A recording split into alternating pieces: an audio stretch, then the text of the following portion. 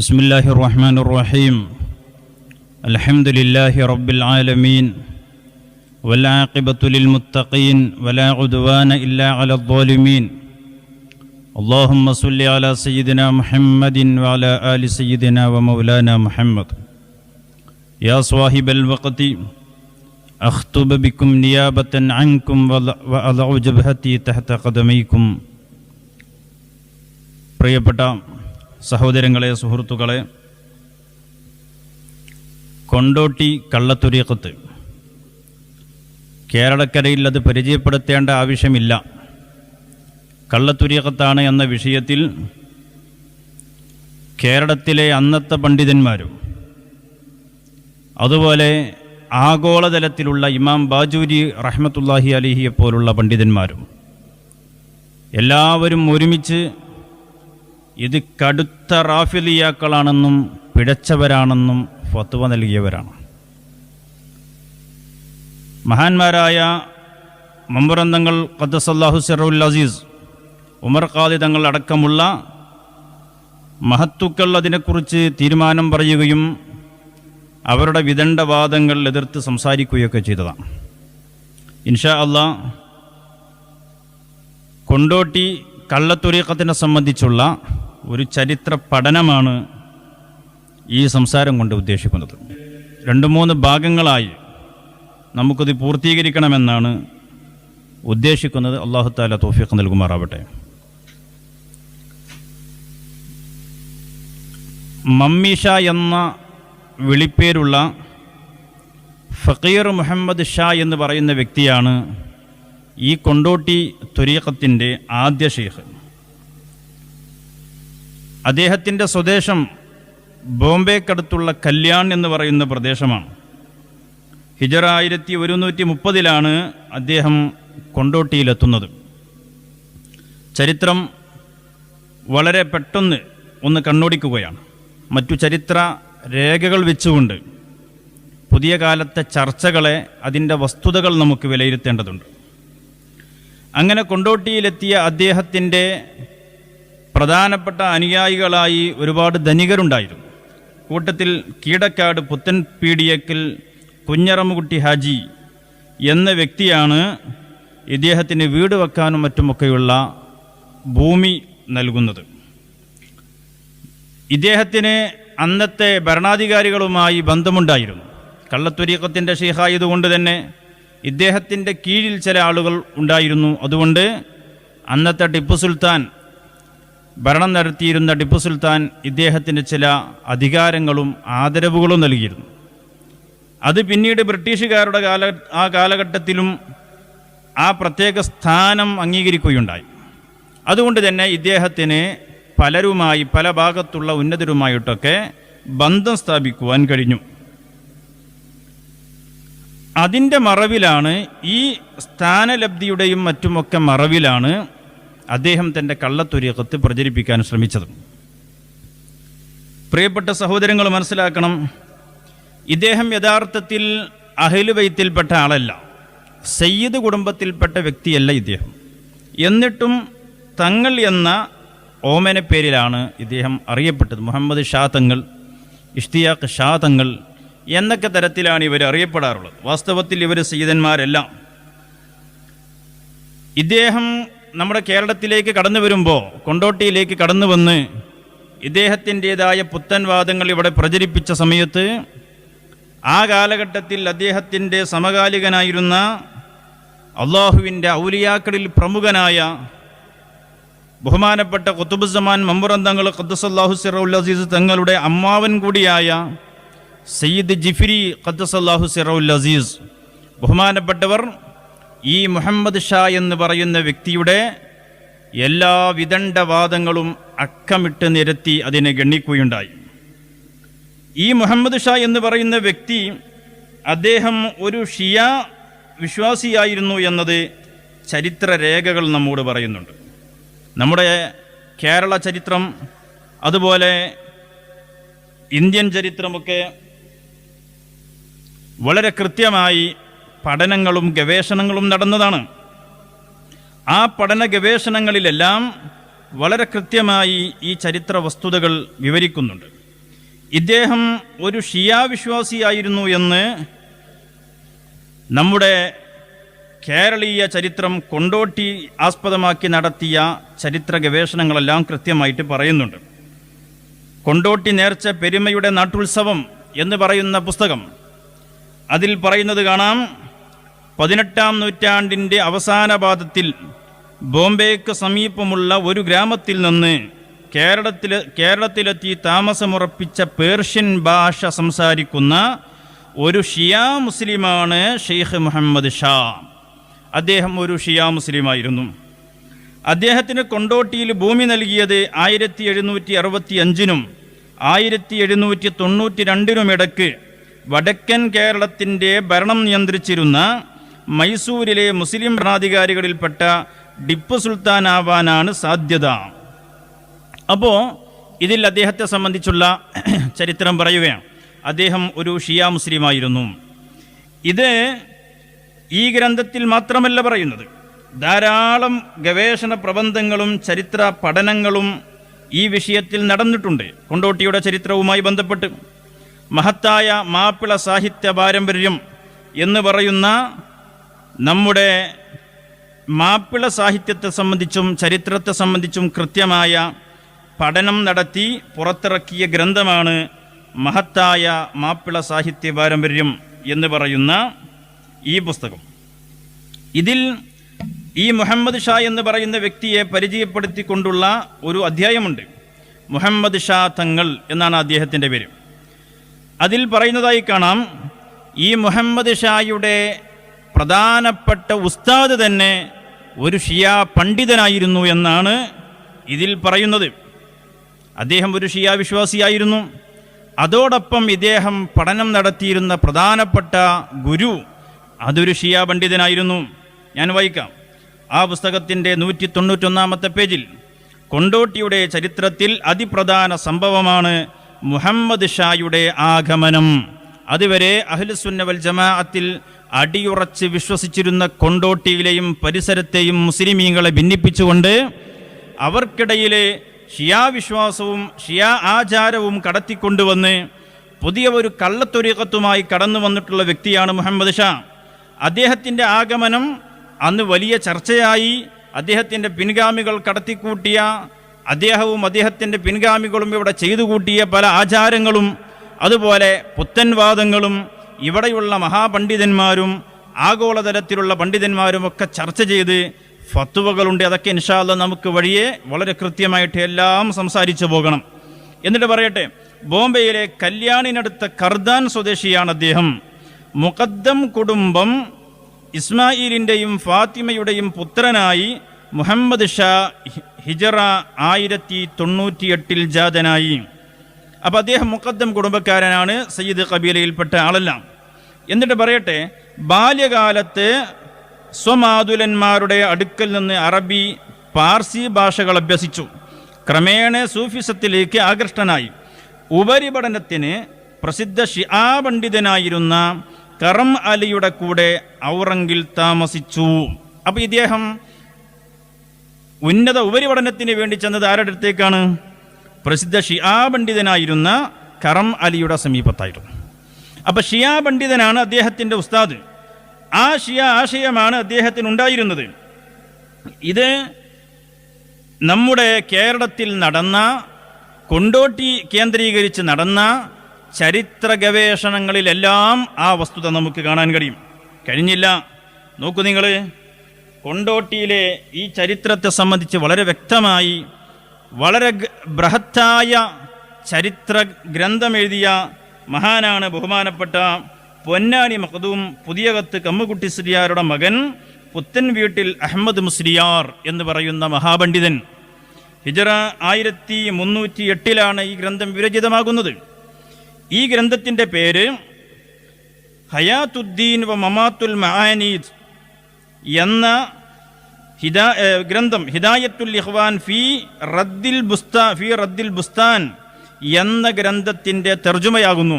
അപ്പോൾ ബഹുമാനപ്പെട്ട പൊന്നാനി അഹമ്മദ് കുട്ടി മുസ്ലിയാർ എന്ന് പറയുന്ന മഹാപണ്ഡിതൻ അദ്ദേഹം ഈ ഗ്രന്ഥം എഴുതുകയാണ്. ആ ഗ്രന്ഥത്തിൻ്റെ തുടക്കത്തിൽ അദ്ദേഹം പറയുന്നതായി കാണാൻ കഴിയും. എന്താണ്? കൊണ്ടോട്ടി ഫഖീറന്മാർ ഉലാത്തുർ റാഫിളീങ്ങളിൽപ്പെട്ട മുർത്തദ്ദായ കാഫിരീങ്ങളാണെന്നും മറ്റും മക്കം, മദീനം, മിസ്ർ, സൈലാനി, മലയാളം മുതലായ മിക്ക ദിക്കുകളിലെ മഹാന്മാരായ ഉലമാക്കന്മാർ ഫത്വകൾ വിധിക്കുകയും ആയതിനാൽ എല്ലാവരും അതനുസരിച്ച് അതിൽ പറഞ്ഞ പ്രകാരം അവരുമായി യാതൊരു കൂടിക്കലർച്ചലും ഉണ്ടാവാതെ ശ്രദ്ധിക്കണം എന്ന് ബഹുമാനപ്പെട്ടവർ ഇതിൻ്റെ തുടക്കത്തിൽ പ്രൊസീഡിങ്സ് എന്ന് പറയുന്ന ഭാഗത്തിൽ പറയുന്നതായി കാണാൻ കഴിയും. അതെന്താണ്? കൊണ്ടോട്ടി ഫക്കീറന്മാർ എന്ന് പറഞ്ഞാൽ കൊണ്ടോട്ടിയിലെ ഈ പറയപ്പെട്ട തങ്ങന്മാർ, അവരുടെ വിളിപ്പേരായിരുന്നു ഫക്കീറന്മാർ. അതിൻ്റെ ചരിത്രരേഖകൾ ഞാൻ പിന്നീട് വായിക്കുന്നുണ്ട്. ഇപ്പം ചില ആളുകൾ, ചില കള്ളത്വരീഖത്തിൻ്റെ കക്ഷികൾ മുഹമ്മദ് ഷാ എന്നുള്ള പേരില്ലല്ലോ, ആ പേര് കാണിക്കാൻ പറ്റുമോ എന്നൊക്കെ വിഡ്ഢിത്തം വിളിച്ച് പറയുന്നത് ചരിത്രവുമായി യാതൊരു ബന്ധവുമില്ലാത്തതുകൊണ്ടാണ്. അപ്പം ഇൻഷാ അല്ലാഹ് ഞാൻ അതിലേക്ക് വരാം. അപ്പം ഈ കക്ഷികൾ ഉലാത്തുർ റാഫിളീങ്ങളിൽ എന്ന് പറഞ്ഞാൽ റാഫിളീങ്ങളിൽപ്പെട്ട ഏറ്റവും വൃത്തികെട്ട വിഭാഗം, ഇസ്ലാമിൽ നിന്ന് തന്നെയും പുറത്തു പോകുന്ന വാദങ്ങൾ കൊണ്ടുവരുന്ന വിഭാഗം, അവരിൽപ്പെട്ട മുർത്തദ്ദായ കാഫിരീങ്ങളാണെന്നും മറ്റും മക്കയിലെയും മദീനയിലെയും മിസ്റിലെയും അതുപോലെ നമ്മുടെ കേരളത്തിലെയും മുഴുവൻ പണ്ഡിതന്മാരും ഫത്വ നൽകിയതാണെന്ന് ഈ ഗ്രന്ഥം ആധികാരികമായി സ്ഥാപിക്കുകയാണ്. കേരളത്തിൽ വളരെ പരിമിതമായ കോപ്പികൾ മാത്രമുള്ള വളരെ ബൃഹത്തായ ഗ്രന്ഥമാണ് ഈ ഗ്രന്ഥം. ഇതിൽ വളരെ കൃത്യമായിട്ട് ഈ കൊണ്ടോട്ടിയിലെ ഇവരെക്കുറിച്ച് ബഹുമാനപ്പെട്ടവർ എഴുതുകയാണ്. അങ്ങനെ പ്രിയപ്പെട്ട സഹോദരങ്ങളെ മനസ്സിലാക്കണം, ഇവരെ ഏറ്റവും പിഴച്ചവരാണെന്ന് ആ കാലഘട്ടത്തിലെ എല്ലാ മഹാന്മാരും പറയുകയുണ്ടായി. കഴിഞ്ഞില്ല. ബഹുമാനപ്പെട്ട പാങ്ങിൽ ഉസ്താദ് അവറുകൾ സമസ്ത കേരള ജമിയത്തുൽ ഉലമയുടെ ആദ്യകാല സെക്രട്ടറിമാരിൽ പെട്ട ബഹുമാനപ്പെട്ട പാങ്ങിൽ അഹമ്മദ് കുട്ടി മുസ്ലിയാർ മഹാനവറുകൾ ഒരു ഫത്വ എഴുതുകയാണ്. ആരെക്കുറിച്ച്? ഈ കൊണ്ടോട്ടിയിലെ ഈ കള്ളത്വരീഖത്തിനെ കുറിച്ച്. എന്താണ് ബഹുമാനപ്പെട്ട പാങ്ങിൽ ഉസ്താദിന്റെ ഫത്വ? കാണാം. വഅലം അന്ന അവ്വലൽ ഫഖീറിൽ കുന്തോത്തി അഗ്നി മുഹമ്മദ് ഷാ.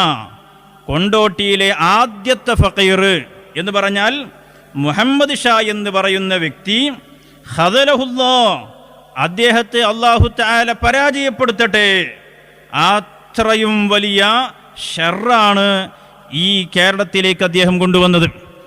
ഇവിടെ മഹാന്മാരായ ഔലിയാക്കളുടെ കീഴിൽ ബഹുമാനപ്പെട്ട മമ്പുറം തങ്ങൾ ഉപ്പാപ്പ ഖദ്ദസല്ലാഹു സിറഉൽ അസീസ്, ബഹുമാനപ്പെട്ട ജിഫ്രി തങ്ങൾ ഖദ്ദസല്ലാഹു സിറഉൽ അസീസ്, അങ്ങനെയുള്ള മഹാന്മാരായ ഔലിയാക്കളുടെ നേതൃത്വത്തിൽ, മഹാന്മാരായ മഖ്ദൂമുമാരുടെ നേതൃത്വത്തിൽ അഹ്ലുസുന്ന വൽ ജമാഅ എങ്ങനെയാണോ മഹാന്മാരായ സ്വഹാബത്ത് ഇവിടെ പഠിപ്പിച്ചത്, അതുപോലെ ജീവിതത്തിൽ ഒരു മാറ്റവുമില്ലാതെ, കർമ്മരംഗത്തും വിശ്വാസരംഗത്തും യാതൊരു വ്യത്യാസവുമില്ലാതെ, യാതൊരു അനൈക്യവുമില്ലാതെ ഒറ്റക്കെട്ടായി മുന്നോട്ടു പോകുന്ന മുസ്ലിമീങ്ങൾക്കിടയിൽ ഷിയാക്കളുടെ ആചാരവും വിശ്വാസവും കടത്തിക്കൊണ്ടുവന്ന ഏറ്റവും വൃത്തികെട്ട പുത്തൻവാദികളാണ് ഈ കൊണ്ടോട്ടി തങ്ങന്മാർ എന്ന പേരിൽ അറിയപ്പെടുന്ന ഈ മുഹമ്മദ് ഷായും അദ്ദേഹത്തിൻ്റെ പിൻഗാമികളും. ബഹുമാനപ്പെട്ട പാങ്ങിൽ ഉസ്താദ് അവർ എഴുതുകയാണ്. എന്താണ്? അദ്ദേഹം കാന റാഫിളിയൻ മാരിഖൻ വസിന്ദീഖൻ മുതമർരിദൻ സ്വറഹ ബികുഫ്രിഹി വകുഫ്രി മുസദ്ദിഖീഹി മിൻ ഉലമാഇ ദിയാരി മലൈബാർ. ബഹുമാനപ്പെട്ടവർ പറയാണ്, ആ മുഹമ്മദ് ഷാ എന്ന് പറയുന്ന വ്യക്തി, അദ്ദേഹം കാന റാഫിളിയൻ മാരിഖൻ വസിന്ദീഖൻ മുതമർരിദ, അദ്ദേഹം പിഴച്ചുപോയ റാഫിളിയാണ്, അതോടൊപ്പം വസിന്ദീഖൻ മുതമർരിദ, പരിശുദ്ധ ദീനുൽ ഇസ്ലാമിൻ്റെ കഠിന വിരോധിയായ ദീനീ വിരോധിയും കൂടിയായിരുന്നു അദ്ദേഹം. സ്വറഹ ബികുഫ്രിഹി വകുഫ്രി മുസദ്ദിഖീഹി, അദ്ദേഹത്തിൻ്റെ കുഫറും അദ്ദേഹത്തിൻ്റെ കൂടെ പോയി അദ്ദേഹത്തിൻ്റെ വിശ്വാസങ്ങളും ആചാരങ്ങളും അംഗീകരിച്ച് കൂടെ പോയവരുടെ കുഫറും നമ്മുടെ കേരളത്തിലെ മുഴുവൻ പണ്ഡിതന്മാരും അർത്ഥശങ്കക്കിടമില്ലാത്ത വിധം വ്യക്തമാക്കിയതാണ്. അതിൽപ്പെട്ടവരാരൊക്കെയാണ്? അസ്സയ്യിദുൽ ഖുതുബുൽ ഹബീബ് ഷെയ്ഖ് ജിഫ്രി അൽ കാലിക്കൂത്തി ഖദ്ദസല്ലാഹു സിറഉൽ അസീസ്, ബഹുമാനപ്പെട്ട ഷെയ്ഖ് ജിഫ്രി ഖദ്ദസല്ലാഹു സിറുൽ അസീസ് ബഹുമാനപ്പെട്ടവർ ഈ കക്ഷികളുടെ വാദം എണ്ണി എണ്ണി പറഞ്ഞുകൊണ്ട് ഖണ്ഡനം നടത്തിയിട്ടുണ്ട്. എവിടെ? ഫീ കൻസിൽ ബറാഹീൻ വന്നതീജ വൽ കൗകബ്. അങ്ങനെ ഈ വിഷയം പറയുന്നതിന് വേണ്ടി മാത്രം തന്നെ എന്ന് പറഞ്ഞാൽ ബഹുമാനപ്പെട്ട ഷെയ്ഖ് ജിഫ്രി തങ്ങളുടെ പ്രധാനപ്പെട്ട 3 രചനകൾ കൻസുൽ ബറാഹീൻ, ആ കൻസുൽ ബറാഹീനിൽ അടക്കം ഇത്തരക്കാരുടെ ഈ കൊണ്ടോട്ടിയിലെ കള്ളത്വരീഖത്തിന്റെ വ്യാജവാദങ്ങളും പിഴച്ച വിശ്വാസങ്ങളും അവരുടെ ദുരാചാരങ്ങളുമൊക്കെ എണ്ണി എണ്ണി പറഞ്ഞ് ഖണ്ഡനം നടത്തിയിട്ടുണ്ട്. പിന്നെ ആരാണുള്ളത്? വസ്സയ്യിദുൽ ജലീൽ അൽ ഔസുൽ ഹബീബ് അലി ഇബ്നു സഹ്ൽ മൗലദ് ദവീല അൽ മംബുറമി ഖദ്ദസല്ലാഹു സിറവുൽ അസീസ്. ബഹുമാനപ്പെട്ട മംബുറം തങ്ങൾ ഖദ്ദസല്ലാഹു സിറവുൽ അസീസ് ഇവർക്കെതിരെ സംസാരിക്കുകയും ഇവർക്കെതിരെ ഫത്വ നൽകുകയും ചെയ്തിട്ടുണ്ട്. ആര്? ബഹുമാനപ്പെട്ട മംബുറം തങ്ങൾ. പിന്നെ ആരാണുള്ളത്?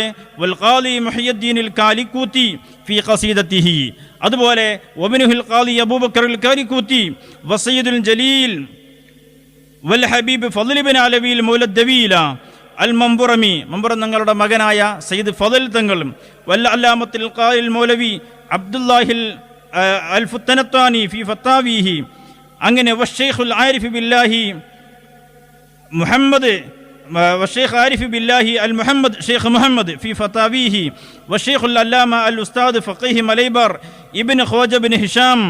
അങ്ങനെ തുടങ്ങിയിട്ട് ബഹുമാനപ്പെട്ടവർ ധാരാളം മഹത്തുക്കളായ പണ്ഡിതന്മാരെ എണ്ണി എണ്ണി പറയുകയാണ്.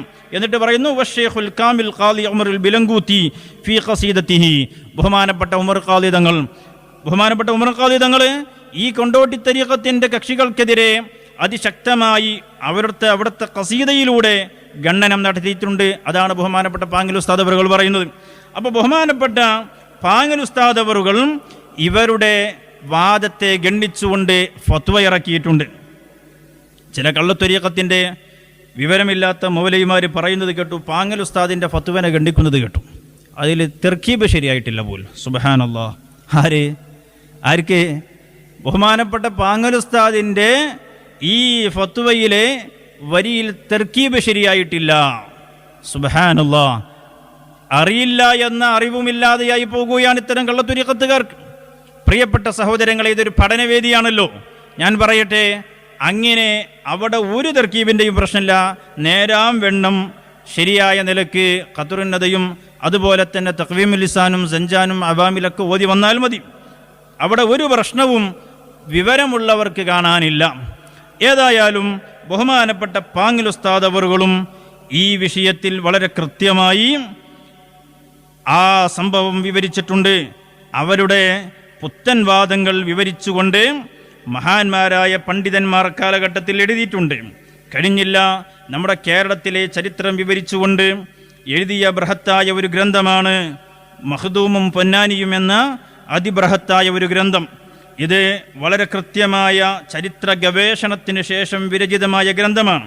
ഈ ഗ്രന്ഥത്തിൻ്റെ 375-ാമത്തെ പേജിൽ മുഹമ്മദ് ഷാ എന്ന് പറയുന്ന വ്യക്തിയുടെ വിശ്വാസത്തിൽ വന്നുപോയ പിഴവുകളെ സംബന്ധിച്ചും അദ്ദേഹത്തിൻ്റെ ഷിയ ആചാരങ്ങളെ സംബന്ധിച്ചും കൃത്യമായ ഗവേഷണാനന്തരമുള്ള വിവരണങ്ങൾ നമുക്ക് കാണാൻ കഴിയും.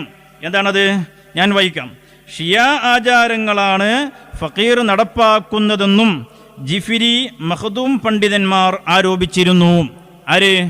ഈ മുഹമ്മദ് ഷാ എന്ന് പറയുന്ന വ്യക്തി ഇവിടെ കേരളത്തിൽ വന്ന് ഇവിടെ പ്രചരിപ്പിച്ചുകൊണ്ടിരിക്കുന്നത് ഷിയാ വിശ്വാസമാണ് എന്ന് അക്കാലഘട്ടത്തിലെ ഔലിയാക്കളുടെ നേതാവായ ബഹുമാനപ്പെട്ട ഷെയ്ഖ് മുഹമ്മദ് ജിഫ്രി ഖദ്ദസല്ലാഹു സിറവുൽ അസീസ് ബഹുമാനപ്പെട്ടവരും അതുപോലെ മഖ്ദൂം പണ്ഡിതന്മാരും അള്ളാഹുവിൻ്റെ ഔലിയാക്കളിൽപ്പെട്ടവരാണല്ലോ മഖ്ദൂമുമാർ. നമ്മുടെ കേരളത്തിൽ തസവുഫിനെ വിവരിച്ചുകൊണ്ട് എഴുതിയ ഗ്രന്ഥം ഇന്ന് ലോകപ്രസിദ്ധമാണ്. അദ്കിയ എന്ന് പറയുന്ന ഗ്രന്ഥം, അതടക്കമുള്ള വിപുലമായ ഫത്വൽ മുഈൻ അടക്കമുള്ള നമ്മുടെ കേരളത്തിൽ നിന്നും വിരചിതമായി ലോകമൊട്ടാകെ പ്രചരിച്ച ഇൽമിൻ്റെ വാഹകരായ മഖ്ദൂം കുടുംബം, ആ മഖ്ദൂം പണ്ഡിതന്മാരും മഹാന്മാരായ അള്ളാഹുവിൻ്റെ ഔലിയാക്കളുമൊക്കെ ഈ കൊണ്ടോട്ടിയിലെ കള്ളത്വരീഖത്തിനെ എതിർക്കുന്നതിന് പറഞ്ഞിരുന്ന ന്യായം എന്താണ്? അവർ ഇവിടെ പ്രചരിപ്പിക്കുന്നത് ഷിയ ആചാരങ്ങളാണ്. എന്നാൽ ഷീസവുമായുള്ള ബന്ധം മുഹമ്മദ് ഷായുടെ പിൻഗാമികൾ നിരന്തരം നിഷേധിച്ചു വന്നു. അതങ്ങനെ തന്നെയാണല്ലോ. ഇന്നും ചില കള്ളത്വരീഖത്തുകാർ മുഅ്തസിലത്തിന്റെ വാദം പറയുന്നവരുണ്ട്, അങ്ങനെ മറ്റു പിഴച്ച കക്ഷികളുടെ വാദം പറഞ്ഞു വരുന്നവരുണ്ട്. പക്ഷേ ഞങ്ങൾക്ക് ആ വാദമില്ല എന്ന് അവർ നിഷേധിക്കാം. പക്ഷേ ആ നിഷേധം കൊണ്ട് കാര്യമില്ലല്ലോ. പണ്ഡിതന്മാർ, മഹത്തുക്കളായ പണ്ഡിതന്മാർ വളരെ കൃത്യമായി അതിനെ പുറത്തു കൊണ്ടുവരികയും അത് സമൂഹത്തോട് പറയുകയും ചെയ്തു. എന്നിട്ട് ഈ പുസ്തകത്തിൽ പറയണം, ഇവരത് നിഷേധിച്ചു വന്നു. അതേസമയം മുഹറം ആഘോഷവേളയിലും മറ്റും തഖിയയിൽ ആചരിച്ചിരുന്ന ആഘോഷ പരിപാടികൾ തികച്ചും ഷിയാക്കളെപ്പോലെ തന്നെയായിരുന്നു. ഇവർ ചോദിച്ചാൽ പറയും, ഞങ്ങൾക്ക് ഷിയാക്കളുമായി ബന്ധമൊന്നുമില്ലല്ലോ എന്ന് പറയും. പക്ഷേ മുഹറം 10 അന്നടക്കമുള്ള മുഹറം മാസത്തിൽ ഇവരാഘോഷിച്ചിരുന്ന മുഴുവൻ ആഘോഷങ്ങളും ഇവരുടെ മുഴുവൻ തോന്നിവാസങ്ങളും ഷിയാക്കളോടേത് തന്നെയായിരുന്നു. അന്നേ ദിവസം ഷിയാക്കൾ ചെയ്യാറുള്ളത് പോലെ താബൂത്ത് ബ്രാക്കറ്റിൽ ശവപ്പെട്ടിയുടെ രൂപം, താബൂത്തുകളും കൊടികളും ഉപയോഗിക്കുകയും ചില പ്രത്യേക ആരാധനാ കർമ്മങ്ങൾ അനുഷ്ഠിക്കുകയും ചെയ്തിരുന്നു. ആര്? കൊണ്ടോട്ടിയിലെ ഇവര്, കള്ളത്വരീഖത്തിന്റെ കക്ഷികൾ. ഷിയാക്കളുടെ തനി പകർപ്പ് പറയട്ടെ, ജാഫൂസ് എന്ന പേരിൽ ഒരു അഗ്നികുണ്ഡം പണിത് അതിലേക്ക് ചാടുകയും യാ അലി, യാ ഹസൻ, യാ ഹുസൈൻ എന്നിങ്ങനെ അട്ടഹസിക്കുകയും ചെയ്തിരുന്നു. എന്നിട്ട് തുടരാണ്, അതുപോലെ പുലിക്കളി, കോഴിപ്പോര് തുടങ്ങിയ വിനോദങ്ങളും സംഘടിപ്പിച്ചിരുന്നു. ജുക്കിയ എന്ന പേരിൽ മറ്റൊരാചാരവും ഇവർക്കുണ്ടായിരുന്നു. ചന്ദനക്കുടമെടുക്കുകയും കുഴമ്പ് നെറ്റിയിലും കാലിലും പുരട്ടലുമായിരുന്നു ഈ ആചാരത്തിൻ്റെ മുഖ്യഭാഗം. അങ്ങനെ ഇവർ നടത്തിയിരുന്ന ആചാരങ്ങളെ സംബന്ധിച്ച് സവിസ്തരം ചരിത്ര ഗവേഷണങ്ങൾ പറയുകയാണ്. അപ്പം ഇവരുടെ ആചാരങ്ങൾ മുഴുക്കയും ഷിയാക്കളുടെ ആചാരങ്ങൾ തന്നെയായിരുന്നു. ഇതുകൊണ്ടൊക്കെ തന്നെയാണ് മഹാന്മാരായ അള്ളാഹുവിൻ്റെ ഔലിയാക്കൾ, മശായിഖന്മാർ, ബഹുമാനപ്പെട്ട ഷെയ്ഖ് ജിഫ്രി ഖദ്ദസല്ലാഹു സിറഉൽ അസീസ്, ബഹുമാനപ്പെട്ട മമ്പുറന്തങ്ങൾ ഖദ്ദസല്ലാഹു സിറഉൽ അസീസ്, ബഹുമാനപ്പെട്ട ഉമർ ഖാദി ഖദ്ദസല്ലാഹു സിറഉൽ അസീസ് അടക്കമുള്ള മഹാന്മാരായ ഔലിയാക്കൾ ഇവരുടെ ഈ വിദണ്ഡവാദങ്ങളും ഇസ്ലാമിക വിരുദ്ധ പ്രവർത്തനങ്ങളും നേരിൽ കണ്ട് വളരെ കൃത്യമായിട്ട് എതിർക്കുകയായിരുന്നു.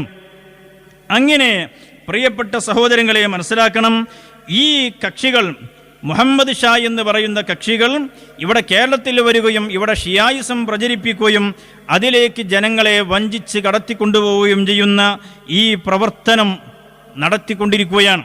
ഇദ്ദേഹത്തെക്കുറിച്ച് ഇദ്ദേഹത്തിൻ്റെ അനുയായികൾ പാടിയിരുന്നൊരു പാട്ടുണ്ടായിരുന്നു. എന്തായിരുന്നു ആ പാട്ട്? മുഹമ്മദ് ഷാ വലിയുള്ള മുരീദന്മാർക്കദാബില്ല എന്നായിരുന്നു ഇവർ പ്രചരിപ്പിച്ചുകൊണ്ടിരുന്നത്. എന്താണ്? മുഹമ്മദ് ഷാ വലിയുള്ളയാണ്, അയാളുടെ മുരീദന്മാർക്ക് അദാബില്ല. എങ്ങനെയുണ്ട്? ഇന്നും കള്ളത്തിരീഖത്തിന്റെ കക്ഷികൾ അങ്ങനെയല്ലേ പ്രചരിപ്പിക്കുന്നത്? ആണും പെണ്ണും തുല്യമാണെന്നും പെണ്ണിനെ ഒരു അന്യപെണ്ണിനുമായിട്ട് ഇടകലരുന്നതിനും ആ സ്ത്രീയുമായി തനിച്ചിരിക്കുന്നതിനും അവളെ തൊടുന്നതിനും പിടിക്കുന്നതിനൊന്നും ഒരു കുഴപ്പമില്ല, ഒരു പൂച്ചക്കുട്ടിയെ കാണും പോലെ കണ്ടാൽ മതി എന്നല്ലേ ഇപ്പം ചില കള്ളത്വരീഖത്തിന്റെ കക്ഷികൾ പറയുന്നത്. അതുപോലെ തന്നെ ഇത്തരം തോന്നിവാസങ്ങളൊക്കെ ചെയ്തിട്ട് ഇവരുടെ വാദം എന്താണ്? മുഹമ്മദ് ഷാ വലിയാണ്, ആ മുഹമ്മദ് ഷാന്റെ കൂടെ പോയ മുരീദന്മാർക്ക് അദാബില്ല എന്ന് പ്രചരിപ്പിച്ച് പാവപ്പെട്ട ജനങ്ങളെ വഞ്ചിക്കുകയായിരുന്നു. ഈ കള്ള ശൈഖിനെതിരെ വളരെ കൃത്യമായിട്ട് അന്നത്തെ പണ്ഡിത കേരളം മുഴുവനും ഒരുമിച്ച് നിന്നു. കേരളത്തിലെ പണ്ഡിതന്മാർ ഇവർക്കെതിരെ ഫത്വ പറഞ്ഞു, ആഗോളതലത്തിലെ പണ്ഡിതന്മാർ ഫത്വ പറഞ്ഞു. ഇൻഷാ അല്ലാഹ് നമ്മുടെ വിവരണത്തിൻ്റെ അടുത്ത ഭാഗങ്ങളിൽ അത്തരം ഫത്വകളൊക്കെ മിസ്രിൽ നിന്ന്, അൽ ഹസറിൽ നിന്ന് ഇമാം ബാജൂരി തങ്ങൾ എഴുതിയ ഫത്വകൾ, അങ്ങനെ തുടങ്ങിയിട്ടുള്ള ഫത്വകളൊക്കെ നമുക്ക് വായിക്കാനുണ്ട്. ഈ മുഹമ്മദ് ഷാക്ക് ശേഷം വന്ന ആളാണ് അഫ്താബ് ഷാ എന്ന് പറയുന്ന ആൾ. അയാൾക്ക് ശേഷം ആണ് ഇസ്തിയാഖ് ഷാ കടന്നു വരുന്നത്. ഈ ഇസ്തിയാഖ് ഷാ അടക്കമുള്ള അഫ്താബ് ഷാ, മുഹമ്മദ് ഷാ തുടങ്ങിയിട്ടുള്ള ഈ കള്ളത്വരീഖത്തിൻ്റെ ആളുകൾക്ക് നൽകിയിരുന്ന ഒരു വിളിപ്പേരായിരുന്നു ഫഖീർ എന്ന് പറയുന്നത്. ഫറോവമാരെ എന്ന് രാജ്യം ഭരിക്കുന്ന ഭരണാധികാരിക്കുള്ള രാജാവിൻ്റെ സ്ഥാനപ്പേര് ഫറോവമാരെന്നുണ്ടല്ലോ, അതുപോലെ ഇവരുടെ സ്ഥാനപ്പേരായിരുന്നു എന്ത്? ഫഖീറന്മാരെന്നത്. ഇത് പലപ്പോഴും പല കള്ളത്വരീഖത്തിൻ്റെ കക്ഷികളും മനസ്സിലാക്കുന്നില്ല. ഈ വിളിപ്പേരിൽ അറിയപ്പെട്ട ഇവർ വഖാല ഫിർഔനു എന്ന് പരിശുദ്ധ ഖുർആൻ ആ വിളിപ്പേരിനെ അഭിസംബോധന ചെയ്തുകൊണ്ട് പറഞ്ഞിട്ടുണ്ടല്ലോ. എന്നതുപോലെ ഈ കൊണ്ടോട്ടിയിലെ ഈ വ്യാജ ശൈഖന്മാരുടെ വിളിപ്പേര് എടുത്തു പറഞ്ഞുകൊണ്ടാണ് മഹാന്മാരായ പണ്ഡിതന്മാർ പലപ്പോഴും ഫത്വയിൽ എഴുതിയിരുന്നത്. എന്നാൽ ഈ ചരിത്ര വസ്തുത മനസ്സിലാക്കാതെ ഇപ്പോഴും ചില കള്ളത്തൊലീക്കത്തിൻ്റെ ആളുകൾ അവരുടെ പേര് പറഞ്ഞിട്ടില്ലല്ലോ, മുഹമ്മദ് ഷാ എന്ന് പറഞ്ഞിട്ടില്ലല്ലോ, അഫ്താബ് ഷാ എന്ന് പറഞ്ഞിട്ടില്ലല്ലോ, ഫക്കീർ എന്നല്ലേ പറഞ്ഞത് എന്ന് വിവരക്കേട് പറയുന്നുണ്ട്. നോക്ക് നിങ്ങൾ, ചരിത്ര ഗവേഷണങ്ങൾ എന്താ പറയുന്നത്? ഈ കൊണ്ടോട്ടി തങ്ങന്മാരുടെ വിളിപ്പേരാണ് ഫക്കീർ എന്നത് എന്ന് നമ്മുടെ കൊണ്ടോട്ടിയെ സംബന്ധിച്ച് നടത്തിയ ചരിത്ര ഗവേഷണങ്ങൾ കൃത്യമായി പറയുന്നുണ്ട്. ഈ ഗ്രന്ഥത്തിൻ്റെ എന്താണ് മഖ്ദൂമും പൊന്നാനിയും എന്ന് പറയുന്ന ഈ ഗവേഷണ ഗ്രന്ഥത്തിൻ്റെ 373 പേജിൽ കാണാം, മുഹമ്മദ് ഷാഹിൻ്റെ കാലശേഷം തൻ്റെ പുത്രൻ അഫ്താബ് ഷാഹിൻ്റെയും അനുയായികളുടെയും പ്രവർത്തനങ്ങൾ സജീവമാവുകയും അവരുടെ വാദഗതികളിലും ചില പ്രവർത്തനങ്ങളിലും പണ്ഡിതന്മാർക്കുള്ള എതിർപ്പ് രൂക്ഷമാവുകയും ചെയ്തു. അപ്പോൾ പണ്ഡിത ലോകം, കേരളം മാത്രമല്ല പണ്ഡിത ലോകം ഒരുമിച്ച് ഈ കള്ളത്തൊരീഖത്തിൻ്റെ കക്ഷികൾക്കെതിരെ ശബ്ദിക്കുകയും അവർക്കെതിരെ അതിശക്തമായി പ്രാമാണിക ഖണ്ഡനങ്ങൾ നടത്തുകയും ചെയ്തു എന്ന് എല്ലാ ചരിത്രരേഖകളിലും കാണാം, എല്ലാ ഗവേഷണങ്ങളിലും കാണാം. എന്നിട്ട് പറയുന്നു, ടിപ്പു സുൽത്താൻ മലബാർ കീഴടക്കിയപ്പോൾ ഈ പ്രശ്നം പണ്ഡിതന്മാർ അദ്ദേഹത്തിൻ്റെ മുമ്പിലെത്തിച്ചു. പണ്ഡിതന്മാരെയും ഫക്കീറിനെയും, എന്നിട്ട് ഇൻ ബ്രാക്കറ്റ് കൊണ്ടോട്ടി തങ്ങന്മാരുടെ വിളിപ്പേര് വിളിച്ചു വരുത്തി. അപ്പൊ കൊണ്ടോട്ടി തങ്ങന്മാരുടെ വിളിപ്പേരാണ് ഫക്കീർ എന്ന് പറയുന്നത്. അപ്പോൾ ഏതായാലും പ്രിയപ്പെട്ട സഹോദരങ്ങൾ മനസ്സിലാക്കണം, ഈ കൊണ്ടോട്ടിയിലെ ഈ കക്ഷികൾക്ക് അന്ന് അവരുടെ വിളിപ്പേരായിരുന്നു ഫക്കീർ എന്നത്. ആ ഫക്കീറന്മാർ, അതാണ് ബഹുമാനപ്പെട്ട മഹാന്മാരായ ഇമാം ബാജൂരി റളിയല്ലാഹു അൻഹു അടക്കമുള്ള പണ്ഡിതന്മാർ, അതുപോലെ ബഹുമാനപ്പെട്ട പാങ്ങിൽ ഉസ്താദ് അടക്കമുള്ള പണ്ഡിതന്മാർ അവരുടെ രചനകളിൽ ഫക്കീറുൽ കുന്തോത്തി എന്ന് എഴുതിയിട്ടുണ്ടാകും. ഇനി നമുക്ക് ശേഷം വായിക്കാനുള്ള ഫത്വകളിലൊക്കെ അങ്ങനെയായിരിക്കും ഏകദേശം ഉണ്ടാവുക. അതുപോലെ ബഹുമാനപ്പെട്ട ഫളിൽ തങ്ങളുടെ കാലഘട്ടത്തിൽ എഴുതിയ മമ്പറും മൗലിദിലുമൊക്കെ ഫക്കീറുൽ കുന്തോത്തി എന്ന് കാണാം. ആ ഫക്കീറുൽ കുന്തോട്ടി എന്ന് എഴുതിയത് കൊണ്ട് അത് ഇവരെക്കുറിച്ചല്ല എന്ന് വിവരം ഇല്ലാതെ പറയാൻ നിൽക്കരുത്. അത് വളരെ കൃത്യമായിട്ട് ചരിത്ര ഗവേഷണങ്ങൾ പറയുന്നു. ഈ കൊണ്ടോട്ടി ഈ കള്ളത്തൊരീഖത്തിൻ്റെ കക്ഷികൾക്കുള്ള വിളിപ്പേരായിരുന്നു അത്. എന്നിട്ട് പ്രിയപ്പെട്ട സഹോദരങ്ങൾ മനസ്സിലാക്കണം, ഇവർ ഈ കൊണ്ടോട്ടിയിലെ ഈ ഫക്കീറന്മാരെന്ന പേരിൽ അറിയപ്പെട്ട ഈ വ്യാജ ത്വരീഖത്തിൻ്റെ കക്ഷികൾ ഷിയാക്കളായിരുന്നു. ഷിയാക്കളായ ഇവർ ആ ഷിയാ ആചാരങ്ങൾ കണ്ടുപിടിച്ച് മഹാന്മാരായ പണ്ഡിതന്മാർ ഇവർക്കെതിരെ ഫത്വ നൽകിയപ്പോൾ ഞങ്ങൾ ആ ഷിയ ആചാരത്തിൽ നിന്നും മാറിയിട്ടുണ്ട് എന്ന് വ്യാജ പ്രചരണങ്ങൾ നടത്തി. എന്തിനു വേണ്ടി? പണ്ഡിതന്മാരുടെ ഈ ഖണ്ഡനങ്ങളിൽ നിന്നും വിമർശനങ്ങളിൽ നിന്നും രക്ഷപ്പെടുന്നതിന് വേണ്ടി ഞങ്ങളിതാ ഷിയ ആചാരത്തിൽ നിന്നും മാറിയിട്ടുണ്ട് എന്ന് പറഞ്ഞ് ഇവർ രക്ഷപ്പെടാൻ ശ്രമിച്ചു. അതും കൃത്യമായി ചരിത്രത്തിൽ കാണാം. ഞാൻ നേരത്തെ വായിച്ച മഹത്തായ മാപ്പിള സാഹിത്യ പാരമ്പര്യം എന്ന് പറയുന്ന ഈ ഗവേഷണ ഗ്രന്ഥം, അതിൽ പറയുന്നു, ഹയാത്തുദ്ദീനിലെ ചില വരികൾ താഴെ ഉദ്ധരിക്കുന്നു. ഹയാത്തുദ്ദീൻ എന്ന് പറഞ്ഞാൽ നമ്മൾ നേരത്തെ പറഞ്ഞ ഇന്ന് അമൂല്യമായി വളരെ ചുരുങ്ങിയ കോപ്പികൾ മാത്രമുള്ള അന്നത്തെ മഖ്ദൂം, ബഹുമാനപ്പെട്ട മഖ്ദൂം അഹമ്മദ് കുട്ടി മുസ്ലിയാർ എന്ന് പറയുന്ന മഹാപണ്ഡിതൻ എഴുതിയ ഈ ഖണ്ഡനം. ഇതെന്തിനു വേണ്ടിയാണ്? ഇത് കൊണ്ടോട്ടിയിലെ ഈ കള്ളത്തൊരീഖത്തിൻ്റെ കക്ഷികൾ അവർ അൽ ബുസ്താൻ എന്ന് പറയുന്ന ഒരു ഗ്രന്ഥം എഴുതി.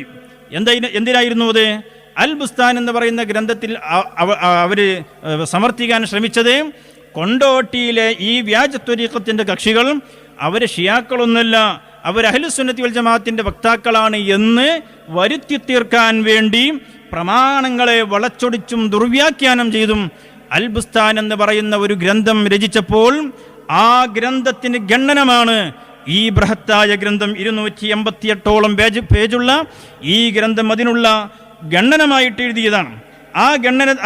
ഈ ഗ്രന്ഥത്തെ ഉദ്ധരിച്ചുകൊണ്ട് പറയാണ്, പൊന്നാനി മഖ്ദൂമുമാരിൽ അഹമ്മദ് മഖ്ദൂം തങ്ങളും വാലിദുന നമ്മുടെ പിതാവ് കമ്മുക്കുട്ടി മുസ്ലിയാരും അമ്മുന സൈനുദ്ദീൻ മഖ്ദൂം തങ്ങളും ഷെയ്ഖുന വലിയ ബാവ മുസ്ലിയാർ തങ്ങളും കോഴിക്കോട് ഖാസിയാർ അബൂബക്കർ കുഞ്ഞു ഖാസി തങ്ങളും കുഞ്ഞാമുട്ടി ഹാജിയാർ തങ്ങളും നാദാപുരത്ത് കുഞ്ഞമതുകുട്ടി മുസ്ലിയാർ തങ്ങളും പുറത്തിയിൽ മുഹമ്മദ് ഷെയ്ഖ് തങ്ങളും പൊന്നാനി ഇളയമാപ്പിളകത്ത് അഹമ്മദ് ഹാജിതങ്ങളും പരപ്പനങ്ങാടി ഔക്കോയ മുസ്ലിയാരിതങ്ങളും ശേഷം മലയാളത്തിൽ അന്നുണ്ടായിരുന്ന മുത്തഖീങ്ങളായ ഉലമാക്കളെല്ലാവരും ഈ ഷിയാക്കളിൽ വിധിക്കപ്പെട്ട തെറ്റുകളിൽ കണ്ടോ, അന്ന് കേരളത്തിലുണ്ടായിരുന്ന പ്രഗത്ഭരായ മഹാന്മാരും മശായിഖന്മാരും, ഔക്കോയ മുസ്ലിയാർ ബഹുമാനപ്പെട്ട മമ്പുറന്നങ്ങളുടെ മുരീദന്മാരിൽ പ്രധാനിയാണ്. അങ്ങനെയുള്ള മഹത്തുക്കളായ മുഴുവൻ പണ്ഡിതന്മാരും മഹാന്മാരായ ആരിഫീങ്ങളും മശായിഖന്മാരുമെല്ലാം ബഹുമാനപ്പെട്ടവർ ഏതാണ് ഈ ഷിയാക്കളിൽ വിധിക്കപ്പെട്ട, കണ്ടോ, ഈ കൊണ്ടോട്ടിയിലെ കള്ളത്വരീഖത്തിന്റെ ഷിയാക്കളായ ഈ കക്ഷികൾ ഇവരിൽ വിധിക്കപ്പെട്ട തെറ്റുകളിൽ യാതൊന്നും തെറ്റാണെന്ന് അറിഞ്ഞ് അതിനെ തൊട്ട് മടങ്ങേണ്ട വിധങ്ങളിൽ മേലെ വകുപ്പുകളിൽ പറഞ്ഞ പ്രകാരം യാതൊരു മടക്കവും ഇന്ന് വരെ ഉണ്ടായിട്ടില്ല. അപ്പോ പണ്ഡിത ലോകം ഒരുമിച്ച് പ്രാമാണികമായി ഖണ്ഡനം നടത്തിയപ്പോൾ പിടിച്ചു നിൽക്കാൻ കഴിയാതെ ഞങ്ങളിതാ ഈ ഷിയാ വിശ്വാസത്തിൽ നിന്നും മാറിയിട്ടുണ്ട് എന്ന് പ്രചരിപ്പിച്ച ഇവരുടെ പച്ചക്കള്ളം ബഹുമാനപ്പെട്ടവർ പിടികൂടുകയാണ്. ഈ മടങ്ങി എന്നുള്ളതിനുള്ള ശ്രുതി ഉണ്ടാക്കി തീർത്തത് മുസ്ലിങ്ങളെ ചതിക്കാനും കൂടി കയ്യാനുമാകുന്നു.